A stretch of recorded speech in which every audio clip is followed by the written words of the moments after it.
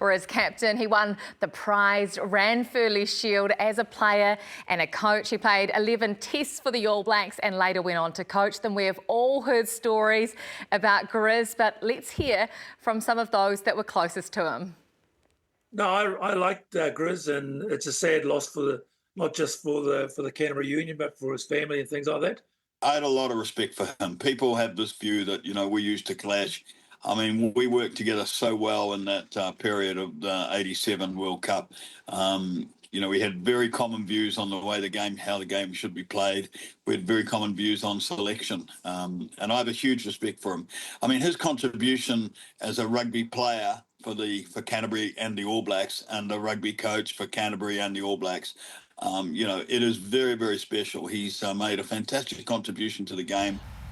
I was real pleased to have him on our side. I'd have to say, whenever I played against him, he's one man who did scare me. Grizz was famous for training people hard. He had a really astute rugby mind as well, but he was a living legend. And, my thoughts go out to his family. And whenever I think of Grizz, I get a little smile on my face. So rest in peace, my friend. And I'm sure there'll be a lot of sad hearts in the world of rugby, especially in Canterbury, where he gave so much. I was lucky enough to be coached by Alex and learned a lot from him. He's a folk hero in Canterbury, but also did a lot of great stuff for New Zealand rugby, coaching the All Blacks, and had a wonderful record there too. So once again, just passing on our condolences and best wishes to his family. In my view, he should have played a lot more games for New Zealand, and the ones he played with 100% attitude, and his build up and everything required of an All Black. In those amateur days, he was it. So again, condolences to his family, and may you rest in peace, mate. Some beautiful tributes from some legends of the game. And here is another one. David Kirk, New Zealand rugby chair and, of course, captain of the All Blacks in 1987. He said Grizz embodied everything that makes New Zealand rugby. Toughness, resilience and an unwavering commitment to excellence. Mills, on behalf of the Sky and All Blacks whānau, what would you like to say? Yeah, absolutely. And I'd just like to say on behalf of the Sky whānau and also his All Black family, our deepest condolences to the Wyllie family. We're thinking about you during this very, very sad time. May you rest in peace. Well, here is what's coming up on the breakdown tonight. We catch up with Wallaby turned Crusader James O'Connor. Mills says the All Blacks should be picked from any Super Rugby team. Are the Aussies playing better than the All Blacks in Super Rugby Pacific? And we pick who we think will make the playoffs. Things are going to get fiery tonight on the breakdown. I can just feel it coming. We start, as we always do, with pick and go. What has caught your attention across the weekend, Mills? Well, my pick and go really is the fact that because it's so competitive, this competition, we've talked about how good the Aussies are, we've spoken about sort of, where things are going, and we're going to continue to talk about that. I think the All Blacks should be able to be selected from Super Rugby Pacific, whether it's playing for someone. So imagine, in the ideal world, okay, imagine if, an Angus Bell came and played for the Highlanders, a Joseph Wyllie also playing for the Hurricanes, the sponsorship that sort of would come on board, but also the fact that you can go to Moana Pacifico. We've seen it already with Adi Savia. And now, if we listen to this grab, we've also got someone that's a youngster that's inspiring to be an All Black. Would you ever want to play for the All Blacks? I'd definitely be open to it. Is it something you've thought about from when you were young? Yeah, so when I was growing up and being in New Zealand, I've always wanted to put that black jersey on. So, yeah, definitely something I would be open to. No, don't get me wrong. We're not saying. I think you've got to pledge your allegiances first and foremost. But isn't it great that someone like that, wants to actually play? And he's playing some good rugby. Would you have played for an Australian franchise, Mills? Be honest. I wouldn't mind being in my budget. Oh, no, look, if their pockets had been deep enough, he's off over the Tasman. Come on now. Well, I would have, man. 100%. I think it's great for the game. It's great for our competition. I would have gone over there. Absolutely not. I totally disagree. And the reason why is because Kyron made his allegiance to Tonga I sit on that World Rugby Council. We didn't make this rule change to allow people to go to top nations. It was the other way around, to help the smaller ones. Essentially, this is going exactly against what's happening here, but that's a different debate. But what I'm saying is, I don't want New Zealanders to play for the Aussie teams, nor the Aussies to play for us, because we always talk about Australia is not competitive enough. Well, they're going to get less competitive if they're not building their connections in Super Rugby. So if we're going to throw some Kiwis in there, that's going to make it worse. And then we're going to be the first ones to complain and say, oh, they weren't competitive at the Bledisloe. How marketable would someone like a Joseph Wyllie coming in, and vice versa? Imagine when you open it up. You want to take their best player? We would, but it would be within the salary cap, right? And that'll make it even worse. We'd take it. I mean, forget about it. There'll be an We've understanding. We've already got James O'Connor here in New Zealand. well, there we go. We've even shown it can be done. But I think from a competition point of view, from a global and commercial opportunity, sponsorship coming on board, this would be perfect. It makes perfect sense if you're talking about a competition, if you're trying to make it the best competition you possibly can. Ultimately, that would mean that New Zealand Rugby's having to, take control away. I mean, give the players the opportunity, and then all of a sudden you lose a handle on where they are, and you're trusting another organisation to be working with them, and that's not something New Zealand Rugby does lightly, and they're not prepared to make changes. So I don't even know why we're going down this path. They're ring fencing everything right now, and ultimately the one thing I do love about this competition is rivalries, and our rivalry with Australia, I think this season is stronger than it's been.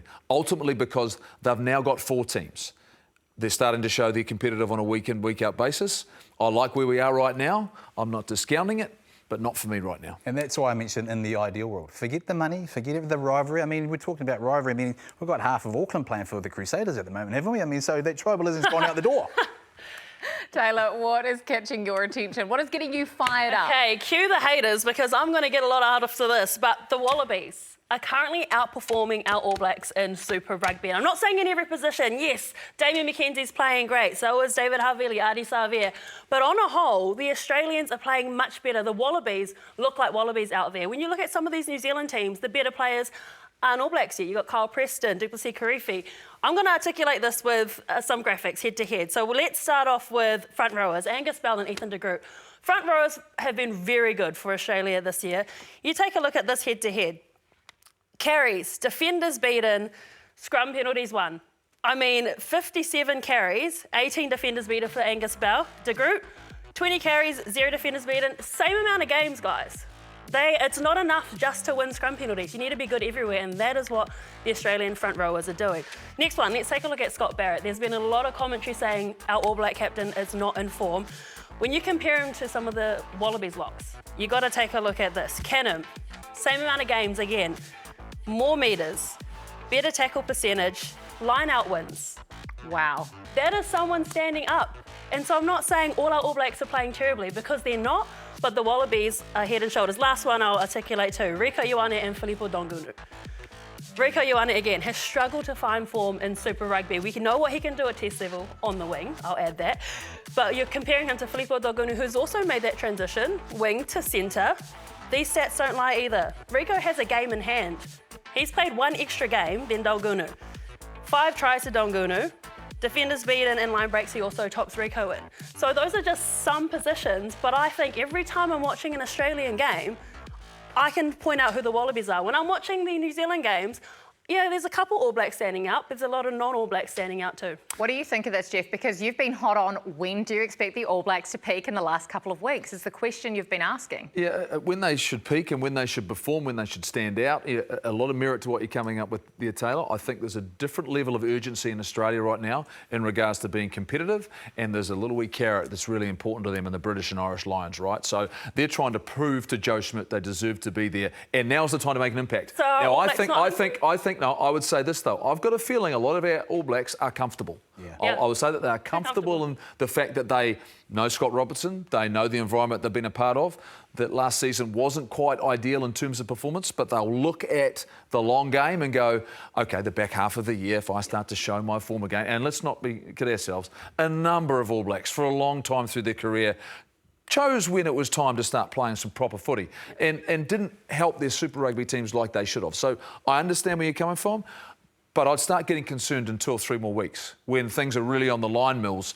Expectation should be that All Blacks should look like All Blacks in a Super Rugby competition. Yeah, and I'm not making excuses for Scott Barrett because he knows that he's not playing well, but you don't know. And I've been in leadership groups as well when you're going around the country after every Super Rugby game and starting to prepare for the All Blacks. So you're very much a part of that. At some stage, they need to start sort of getting their act together. And I think they're comfortable, but I also believe our Super Rugby teams are a lot more adaptable in terms of the competition itself. I think they'll come back at the back end of the competition and they'll start ramping things up. I don't know why those stats don't come up when I'm picking my Super Rugby fantasy team. But what's going to make them hungry? I mean, we've got test matches coming up. We're playing France. They need to be hungry now. Why are they not hungry? It's a great point, Taylor. Let's see. We have to wait and see. I'm looking forward to the Lions series. That's all I'm saying because the Wallabies are looking good. Okay, Jeff, how about you? All right, I think it's the most competitive Super Rugby competition. I've gone back since 2009, which was Super 14, where every team in the top 8 or 9 going into the last weekend had a chance to make the top 4 in terms of playoffs. I'm thinking this year, that's what we're going to see. If we have a look at the points table, after the big win from the Force, taking on the Drua, that takes them in to the top 6, and there are 4 Australian teams to support you, Taylor, in terms of their form. Exactly. Okay, to support what you're saying. The Chiefs and Crusaders are still 1 and 2. We've got 2 New Zealand teams on top, but the Reds have shown up, the Waratahs, we know the Brumbies and Force, look, but they're still at 3 and 3. If you look at the second half of the table, there it is. The Highlanders and Hurricanes, the Blues, Drua and Moana Pacifica. Everyone's got a win on the board. The Highlanders and Hurricanes have got a game in hand. They've got some time to catch up. But I think more importantly, this is about where we see our picks and where we're at right now. Because we know we were at the start of the season, who we saw getting where. Surely it's changed. So if we play it out now, we all see 4 teams as being a big part of it. The Chiefs, the Crusaders, the Reds and the Brumbies. Now, this is where it gets interesting. 3 of us have got the Waratahs. 2 of us have got the Hurricanes. 2 Blues are surviving. I'm not sure how that's... And thank you, Kirsty. I appreciate what you've done for the Highlanders. I just want to come in here and say I was the only one brave enough to pick the Waratahs in our breakdown preview 7 weeks ago. Now you've all joined me.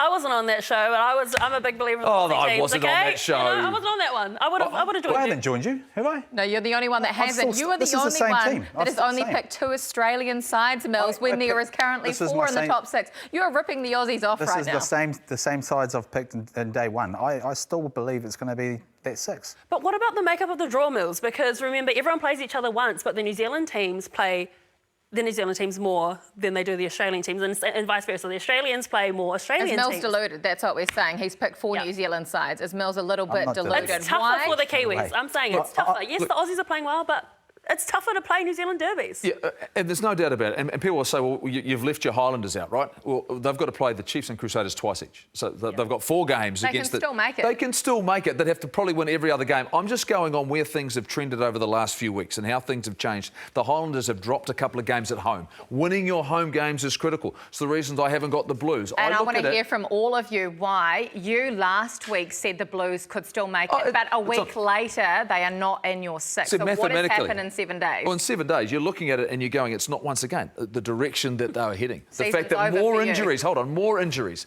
Patrick Tuipulotu, Ofatuanga Fasi, you're losing more of your key players, and it wasn't in any way, shape or form convincing.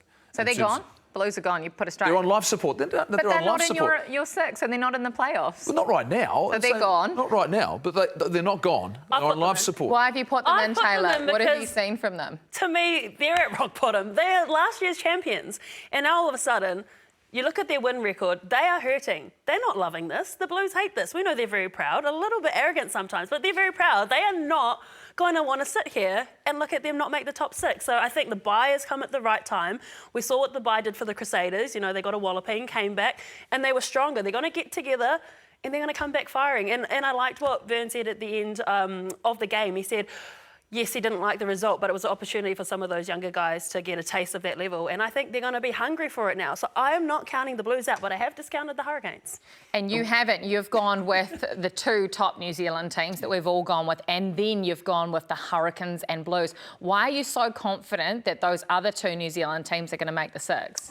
I think timing. the time of bringing back sort of key players to the Hurricanes, particularly the Blues. I think for the Blues, it's a different story. They've got to go now and really find what they need to get on. And it's only a couple of things. You get a bit of physicality in their sort of set piece, but also they're starting to develop some nice sort of moments. Taeli's sort of, I think that's a really good fit in terms of the game they want to play.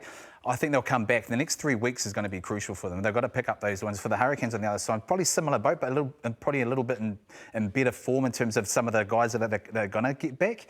I think they're well established now in Godfrey, but also Proctor coming back. They will start to come back. So you said the next 3 weeks are key for the Blues. I think so. They've got a bye, followed by the Hurricanes, Moana Pacifica and the Crusaders. Yeah, Do they win all three? They have to if they're making your six. They have to. I don't know if they have to win all three. They have to win 2 of the 3. They have to get through. I think the Hurricanes are a different story now that Asafa Amoa and Tyrell Lomax are back. Their platform up front was so good last year. That was what the driving force was behind it. And that's where the Blues haven't managed to get back to. They've lost Derry. You think they haven't had Riccatelli or Eklund when they might get them back. Yeah. Off for Tawangafasi. They were out muscling teams last year, right? That doesn't seem as though it's the way you're going to win Super Rugby this year. Or get yourself early on in the season. There's a couple more weeks before daylight saving hits in. They're going to miss one of those to play on top of the ground. If they get into the grind, do we believe right now they can grind their way through the rest of the season? Or are we going to see them change the way that they're going to play? I think for them, it's really hard. I look at the Hurricanes. You talked about Proctor. All of a sudden, they'll get a little bit better defensively. I'm more and more upbeat on the Crusaders in terms of if I start talking about title contenders right now. All right, the Chiefs were unconvincing for 40 minutes, but they were already thinking about, OK, we've got our bye coming up. They're comfortable. But the Crusaders didn't play that well at Eden Park, and it was still comfortable. I talked about the first team to play defence. They were the first team to play defence. This weekend, they only conceded 19 points against the Blues. I think that's the start of something. They're heading in the right direction. Here's a question for all of you, because the 6 that we have just picked for the playoff was in no particular order right now. If we start off with you, Taylor, who finishes the regular season on top? Chiefs. That simple, Mills? I think the Crusaders are in a good nick to finish top. Crusaders got a game in hand. I think they'll do enough. The reverse game, the Chiefs Crusaders will probably decide it. Yeah. That'll be it. OK, there you go. Time now for our Super Rugby players of the round for round 6. The man that stood out to you, your red and black eye patch is back on, Jeff. David Havili. Oh, David Havili. Look, he was the most influential player at Eden Park between the Blues and the Crusaders. There's not too much to say here because he did everything that they needed him to do, whether it was ball in hand, finding opportunities, creating space, accelerating. Look, there was some little things he needed to do to help this team control the game. His kicking game. He's essentially playing first 5. As well as carrying when they need him to carry. He's competing for the ball in the air. This is a skill set that we know David Havili has got. He's taken the leadership on board, his decision-making, distribution, Mills, just quality right now. And they needed him when you haven't got a vastly experienced first 5, but you're not starting him. Yeah. He's on the bench at the moment, James O'Connor, but he's been really, really good. And he's needed to step up as well. But what I've loved about it wasn't just his performance over the weekend, it was leading into this. He's done all the hard stuff, contesting for the ball, chasing, getting back and sort of really scrambling well, leading. That's what he's done. And then things like this, when he gets an opportunity, sizes it up and throws a ball like he did for Shea Fiaki to score. I like where he's at. I really like the week that he played. Is this what the All Blacks need is 12? Oh, of course. We talked about that before. The ability to distribute. They've got to have someone at 13 or at 12 that can help out whoever's playing at first 5. And it's probably going to be a Damian McKenzie right now on form. So you think of those two, combined together, it'd be nice to be attacking. And he's certainly good enough defensively in terms of reads. Love what I'm seeing. Taylor, I am fascinated by your pick this week, a young Crusaders hooker. Tell us about his story. Oh, I absolutely love Ioane Moananu. He is so deserving of his limelight right now, obviously with injuries to Cody Taylor and George Bell. He's had to play big minutes this year. And his ability to play off and on the ball is spectacular. His throwing was good. He only missed 1 line out of 12. That's pretty good throwing for a young hooker. He's a counties man in Auckland, another player, yes, that the Blues let go. But his kicking ability, I mean, come on. He kicked it, chased, got it back, got turnovers. I mean, his stats line was phenomenal. I love seeing him play, and he is such a great player. His teammates say he's very Kiwi Mialamu-like, and I reckon he is, and he's still young. I want to see it. Very Cody Taylor-like too. I've never seen Kiwi Mialamu kick it 30 metres, 40 metres downfield with a little bit of left to right going into touch. I'm thinking Dane Coles. I'm thinking Dane Coles is what I'm seeing here. Yeah. Look, not quite as dynamic, but got a great young man. I had the opportunity to speak to him after the game, and you could see the smile on his face. He's taking everything on his stride. It was outstanding to see. You say Counties Manukau though? Yeah. That's Chiefs areas, right? Hey, but he's lived in Auckland. You know, people still go to counties to get some game time. Hold on, we were at Pukekohe, and it was clearly Chiefs country. It was going off down there. I think he's a talent. I love what he's doing. He called Auckland home, and that's all I'm saying. Right. Okay, Mel's for you. You're staying in Chiefs country. You're staying at the party in Puke on Friday night. Absolutely, it's hard not to go past. I mean, I think he's probably the best player in the Super Rugby at the moment. I don't know why he's not at the top of the player of the year so far, but. Tough one, this one, Mills, eh? Hard one to pick every week. Well, I love the fact that he's doing what he does. The thing why I picked him there is because he's in my head. In my head, because I actually think he's a fullback, but he's playing so well at 10 that I'm starting to sort of really change my mind. Some of his kicking, his positional play, but also his ability to be able to do stuff like this that we all know. And yes, I know it's Super Rugby, but I'm probably more looking at the bigger stuff when the All Black jersey comes on. And that's why he's actually messing with me, because he's playing so well at 10. He's changing your mind. Well, Braden Barrett's injured at the moment too, so he could be in, I don't know. It's not the same when he's not named to play. It's not the same. As much as I love Josh Jacob and Sean Stevenson, but he is out. He's the guy, if you're going to go and buy a ticket to go and watch someone play rugby, and something's going to happen every time he touches the ball. And, you know, they're rare in the game. And look, he's a small guy. He's not, but plays with massive heart. Puts his body on the line. I hope he's in good nick. He looks after himself over the bye week, and we get to see him again because it's world class, and that's what we need. He's getting out playing golf, Jeff, so he's as relaxed as they come. I hope so. On the links today. Gone fishing, playing golf. I don't care. The thing that I do love, and we're very fortunate that we don't just see what's on the screen. It's off his ball, the off-ball movement that he has behind his players. He goes from all the way from the ruck out wide, and within plenty of speed, man. And he's consistently the best player in round 6, right? It's his vision. Like he'd kick something, you'd be like, how did he spot that gap with all those players in front of him? No one else is there. He's just always one step ahead of the game. And we were at the game, and he stayed out for, I don't know, a good hour after the game. There would have been 100 kids around him on the field.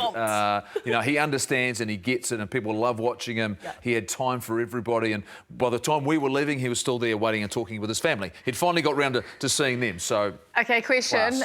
So he's played in 5 of the 6 games this year, and he has been in your player of the round every single week. Will there be a round this year that Damian McKenzie doesn't make someone's player of the round? I don't think so.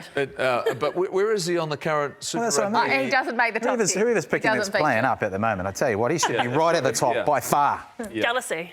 Jealousy. Yeah. Okay, well, there is still plenty more to come on the breakdown tonight. We chat to Crusaders' first 5, James O'Connor, after winning his first ever Super Rugby match at Eden Park over the weekend.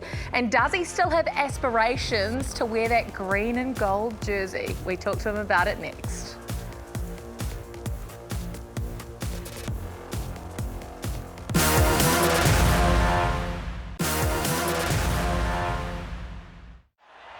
There's something special about a British and Irish Lions tour. And what a series we are in for. The British and Irish Lions. Every 4 years, we see the best of England, Ireland, Scotland and Wales come together. This time, the Wallabies, Australia, are in sight. The last time, the Lions broke Wallaby hearts. And the British and Irish Lions have turned on a magnificent performance. But this is a different Aussie team. You don't want to miss a second of the action. All 10 games, including a 20-year first, Lions taking on Argentina. And there's only one place to see it all. It's right here, home of rugby, Sky Sport. Every 4 years, it is one of the greatest things on the rugby calendar. And come June and July, your home of rugby, Sky Sport, will be your go-to place for the British and Irish Lions series. That is 10 matches across 2 months. It is going to be something seriously special. One man who may be hoping to be playing in that series, James O'Connor, first five for the Crusaders, who has literally played all over the world, grew up here in New Zealand even, so we can claim him kind of as a Kiwi. James, thank you so much for joining us on the show. Obviously, you've been in that Wallabies environment before. You've played against the Lions before. How badly would you like to be playing in June and July? Oh, look, it would be unreal to be able to, have that experience again. I think that's one sort of one series that really still hurts me to this day. I felt like I played some decent footy, but that last game, we had the momentum, we were coming home, and then they just blitzed us. So if I get another opportunity, I'll definitely take it with both hands and both feet. Anything for that one. Has there been any conversations between yourself and Joe Schmidt? No, not at this stage. I think I'm just trying to let my rugby do the talking. And look, if the opportunity arises, I'll take it. But look, there's some guys that are playing really good footy. I feel like a lot of the 10s are stepping up. But look, putting my hand up there, I feel I can cover a couple of positions and even just sort of been in the squad to help some of the younger guys. And, I guess I've been there before. Obviously lost the series, but, got a bit of knowledge on terms of how they play the Northern Hemisphere and sort of what we'll be looking at. James, love the fact you're here playing for the Crusaders and also the role that you're actually, doing with the younger generation coming through. But you spoke about opportunities. A lot of it for you at the moment is coming off the bench. Does that sort of worry you a little bit when you want to be sort of considered for the Wallabies?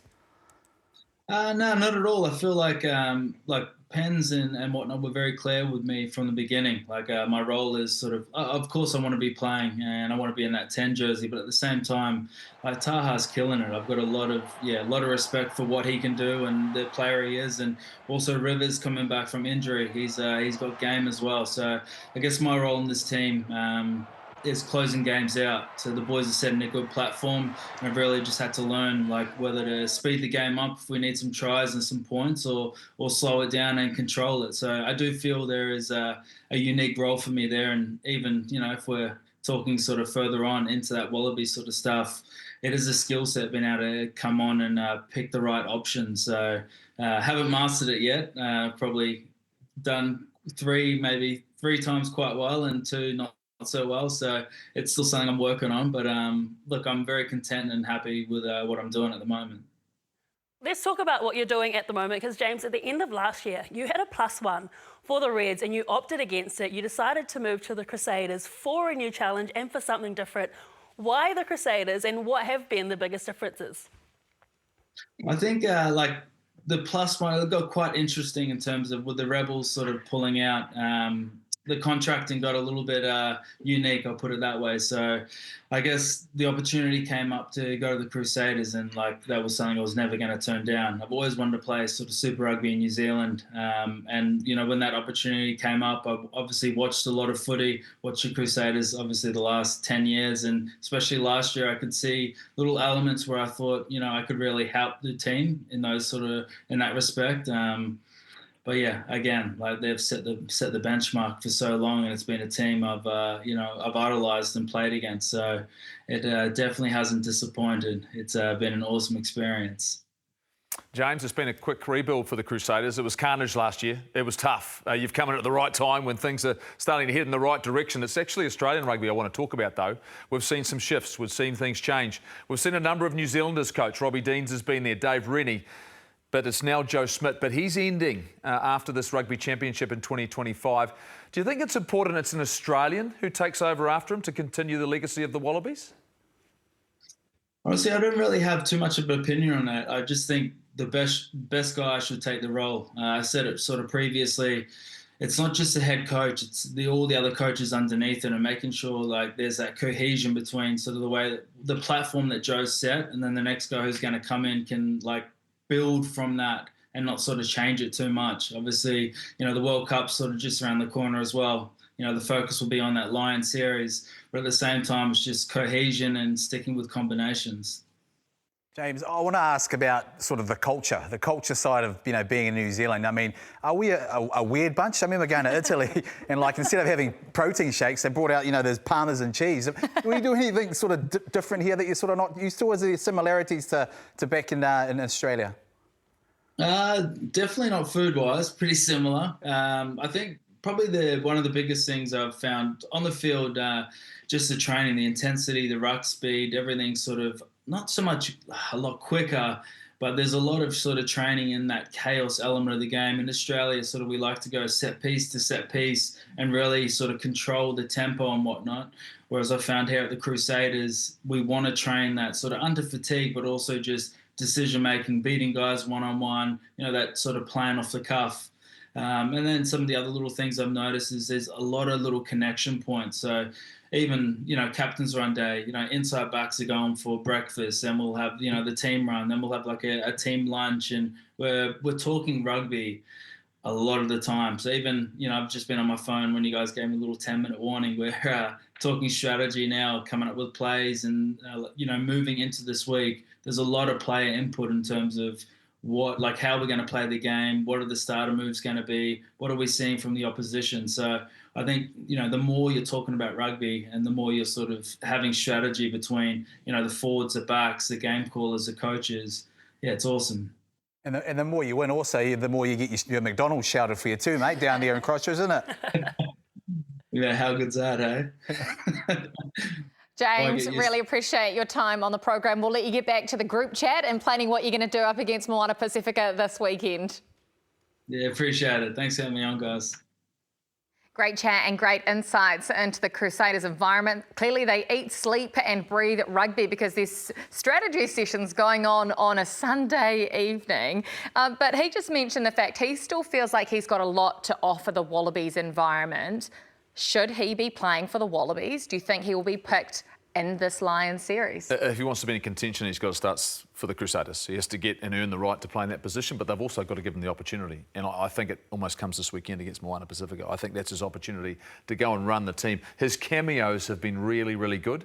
I really like some of the little things doing, but also his goal kicking could become a real asset for them because at the moment I think it's hurting them. On the scoreboard, it should be a little bit more comfortable if it is, but Taha Kimura wasn't making his conversions, wasn't making those kicks, and I just think the skill set, the experience, if he was to get a good 5 or 6 starts into the playoffs, then he could be in the conversation if you're Joe Schmidt in the big games. He's been doing quite a bit of media in his spare time in Christchurch. Not a whole lot to do down there, but he said he'd only learnt how to be a good first five when he turned 30 years old because he had jumped from so many positions. And we talk about hybrid players all the time in D-Mac and Bowden Barrett, but he said he didn't learn how to play first five properly until he was 30 years old, and he didn't do his last performances justice in the gold jersey. He said that during the week, and I think give him another crack. He wants to bring all his knowledge because he was given his opportunity so young. He was so young when he debuted. Not only, Super Rugby, he was 17 years old. Yeah. He has learnt so much. Why not give him another crack and bring something really special to that gold jersey? And it's not about giving someone a crack for the sake of it because he's earned it. I think he wouldn't be out of place if you're sort of looking at little Seal Liner, Ed Med, Donaldson and co. But in some ways as well, I actually think it might suit him to come off the bench because that could be a role that he plays for the Wallabies. I see a guy there that's really matured, and they often say that, finding his feet at sort of 10. But he would not look out of place in a Wallabies jersey if he was picked. He suffered from the weight of expectation as a young man coming in, and the Wallabies weren't that great at that time, and all of a sudden he got pushed around in many directions and didn't learn his craft. And all of a sudden, hindsight's a wonderful thing. You get a chance to reflect, and there's moments where you go, oh, that's how you play the game. Oh, that's my responsibility at first five. But I've seen those little touches. You can see he's composed when he comes on, understands his role, he's clear in the direction that they're expecting him to go. I like what I see. And those were hard times too when he was in that Wallaby environment. They weren't winning very much, so he had to sort of learn a lot in that. So it's interesting what he says that he learned how to play 10 at 30. Okay, well let's talk about the team coming to our shores in July. The French series against the All Blacks, all live and exclusive on Sky Sport. Do not forget, but they have been making headlines during the week because the French rugby president and the coach of France, Fabien Galtier, have basically come out justifying why they are not going to send a full full strength side. The reasons basically come down to the fact that players who play finals football in the French top 14 league will end up playing around 35 top level matches of rugby, which they believe is just too many over a calendar year. So who wins this debate? Because some of their top players like Romain Intermac, who is their #1 first five, says it would be a dream of his to come here and play in New Zealand. Do the players win out over this argument, or do the coaches and the people who govern the game and I guess the people who own the French clubs, Taylor? I think a lot of people don't know that, the FFR do not control the top 14, and so it's very conflicting at present, and it's who pays the bills for me. It's really tough to walk away from that, and I know there's protections in place to make sure that you're not selected because you didn't pick to stay there, but I think they really value that top 14. But like Intermac said, who doesn't want to play down here in New Zealand? It's really tough, and it's a personal decision for each player. Some players dream to come down here. Others, they're there for a paycheck.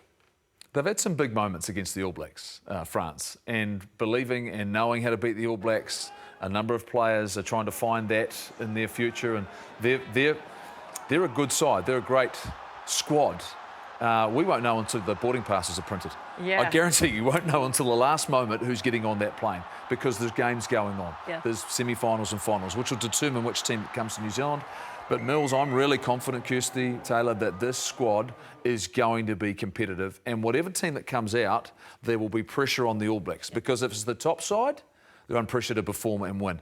If it's a B, C, whatever squad that might be, it's how you win. And if you dare drop again, wow. But what if a B or C? It's the extra pressure. We're calling it a B team. Like, I don't think there is a B team. Exactly. And we also need to think, what if some of those incumbent teams don't make the semi-finals? What if Toulouse don't make the top 4, and all of a sudden all of their French players are coming here because they are without Dupont now? That could happen. The biggest thing for me, right, is rewind back to when they sort of came over. They used to bring sort of weekend teams. What worries me right now is the union are trying to align with the clubs. Usually the clubs will just say, nah, we own them, that's it. Now they're open to it. And so that's what's the scary part for me, because it's usually the clubs that say, no, we don't send our players, and they don't. France have got a plan, and if you think about the plan that they've got ahead, and look at the guys that they've got Romas, they've got Pinier, Bear, Fiku, Moefana, all these experienced guys.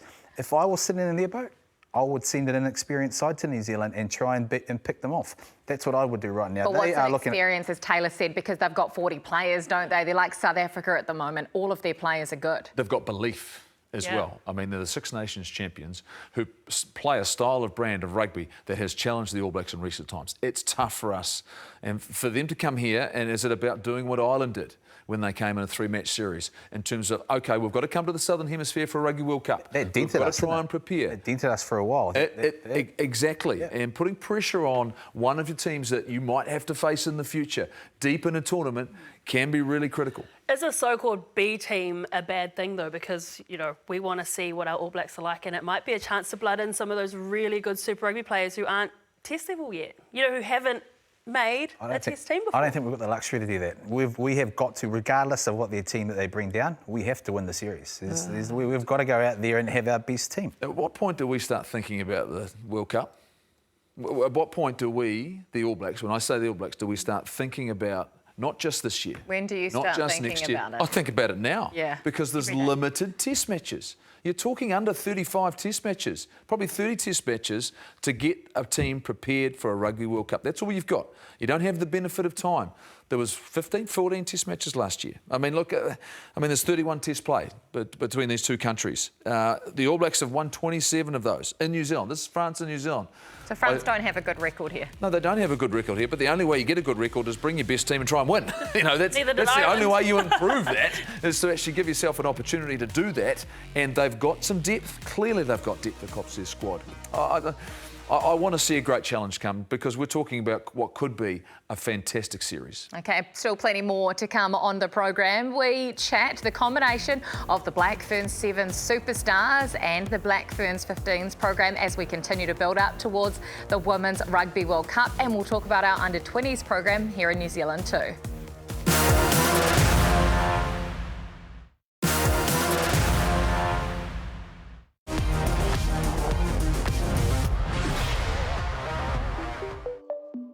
My biggest supporters during my rugby career would definitely be my mum and dad and my partner Caleb. Caleb just, I guess he keeps me really humble and grounded, and he's also that person that I can lean on when I go through hard times, and I know that he'll always be there. He was a footy player himself, so he knows the game really well. He helps me with tips, he comes to training with me.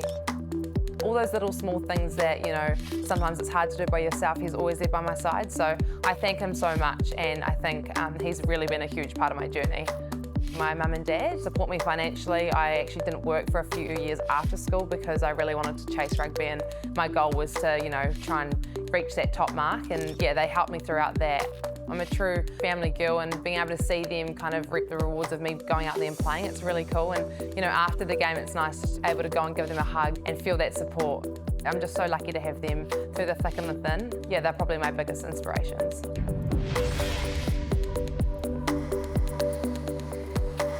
Amy Duplessis is one of the top players here in New Zealand in Super Rugby, Opiki and for our Black Ferns, but all of the 15s players are now on notice. They have extra competition. It has been confirmed during the week that 7 Sevens players from our Black Fern Sevens have put their hands up, made themselves available for the Black Ferns World Cup campaign. So out of the names that have been confirmed, who do the Black Ferns actually need? What are the positions that they're a little bit light on? I don't think they're light on any positions. I just think that it's going to be a really tough decision. I think you have to take Georgia Miller. She's the best player in the world, regardless of if she's playing 7s or 15. She is a loose forward in the 15s game, so who she's going to push out, I'm not sure that's going to be tough. Stacey Walker, Teresa Who will she push out? Because last time Sarah Hiddeny pushed out the incumbency, didn't she? And she made a huge impact. I'm thinking maybe a Bremner sister, because you look at the likes of this, and I think you have to take the midfielders. They've already won a Rugby World Cup. How do we find out, Taylor? How do we find out out of these which ones of these Sevens players should make the squad and make this team? And how do we find out in the heat of battle and in the Black Ferns team exactly, to earn the right? Exactly, they're not playing Super Rugby Opiki, and I think a lot of people are frustrated about that, particularly those who made that switch. You know, Ruby Tui, she had to leave the Sevens competition and play Opiki that last time to get selected and prove she had to be a Black Fern, and then now you've got this happening. She's going to feel a bit frustrated, and she's probably one of the players that could get pushed out on that. These wingers. So 5 of the 7 players are finishing the 7 series after the next 2 tournaments. So they're playing Hong Kong and Singapore next week, and then they're going to be in the Black Ferns environment. So they're giving themselves time. They'll be playing the trial matches and will be available as squad members. So there is where the head-to-head in competitions come in. There's only 2 that are coming in right at the end if they potentially make it. How much does this shift the needle, Taylor?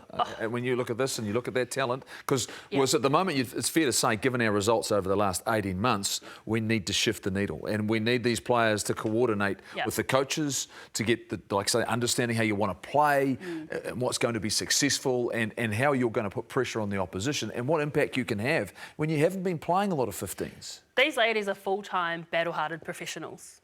Opiki is not a full-time competition. It is amateur at best. They train 1 day a week. So you need these ladies to come in and really drive that. But there are really tough incumbents, as you say there. I think Georgia, it's a difficult one because she is so good at 7s. I think the technical aspect will come into play, and also the physical side, because she's out in the open in the 7s. She is very good. But we haven't seen, I mean, Sarah Hiddeny coming in, they were playing a different style then, 4 years ago, and it sort of complemented the style they wanted to play, bringing her in.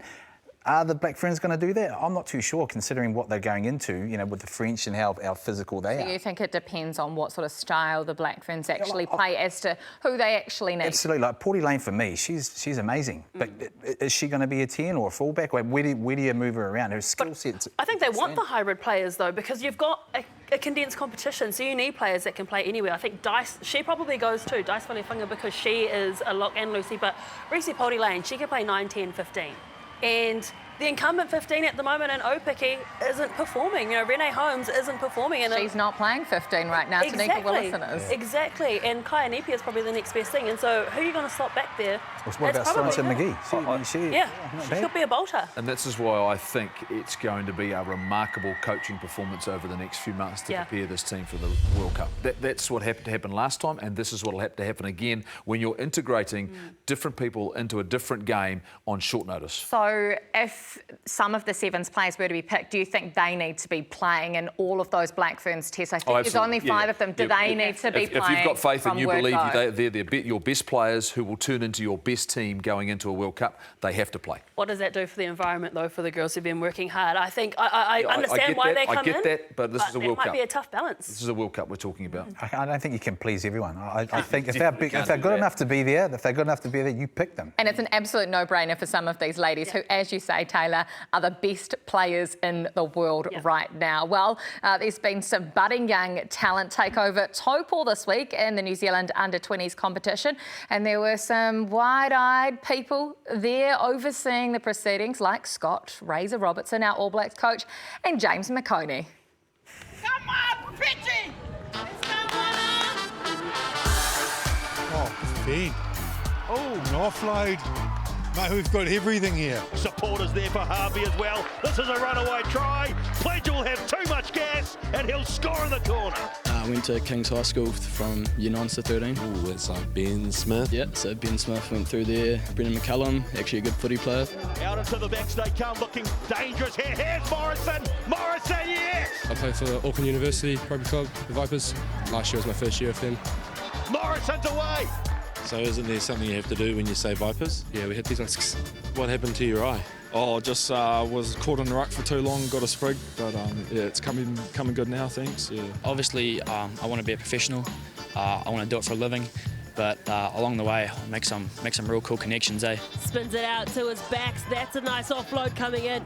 Have you liked what you've seen? Yeah, it's great. Some good footy around ball and play, some great line breaks, but probably more importantly, a lot of good skill under pressure too. So, yeah, it's quality. Still going is Odenren. As an agent, what do you look for? The skill, obviously, but then the character and the work ethic that they've shown through school and the age groups.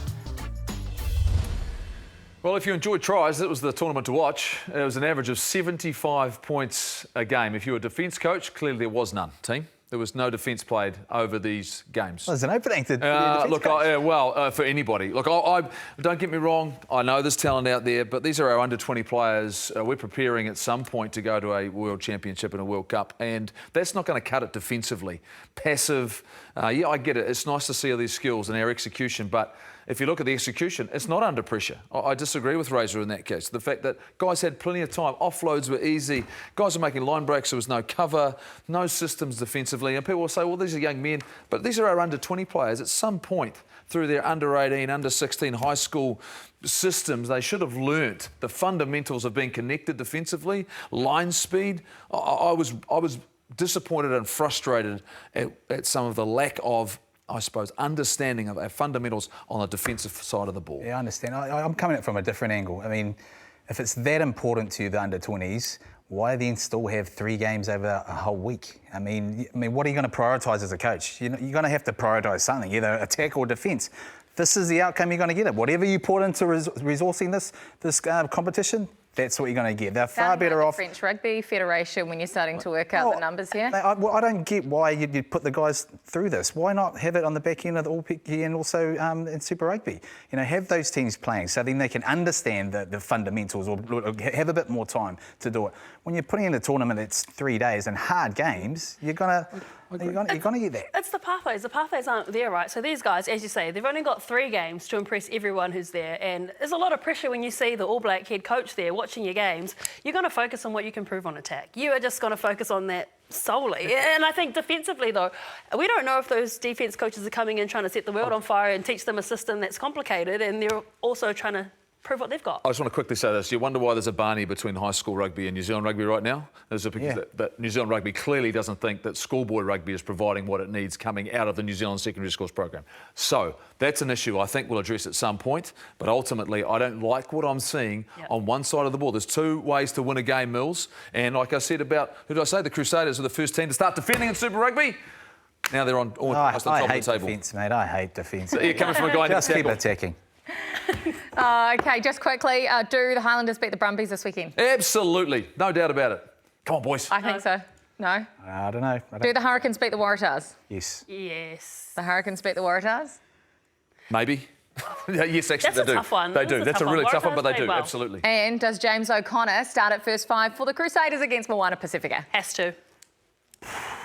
Does he start? Yeah. Hope so. I think I've given up. Want to see it. Can't wait. Okay, there you go. That is the breakdown done and dusted. A little bit later this time around. We'll be there the same time, same place next week from 7:30 on Sunday. And we're going to finish the program the same way we started, acknowledging Alex Grizz Wyllie. There was attack on the field and off. As Alex Wyllie moved through the huge crowd to join his players, he was attacked from behind, one of a number of incidents involving the same two troublemakers. But he had other things on his mind. This just couldn't be happening to his boys. That's all it is. It's attitude and thinking about it. It's not running to the bloody scrum to have a rest. It's there to do some work. And when the whistle didn't attract attention, a different form of communication was called for. And Bruiser, quickly noticing that his presence was required off the field. It's always been a mystery to me why they call him Grizz. Yeah, he's there. Jones, Q1. Q, there he is. What? Q1? Yeah. Hey! Go and see him. Q1, boludo, Go and chase him. I'm right, mate. Should be able to get the bloody game, yeah.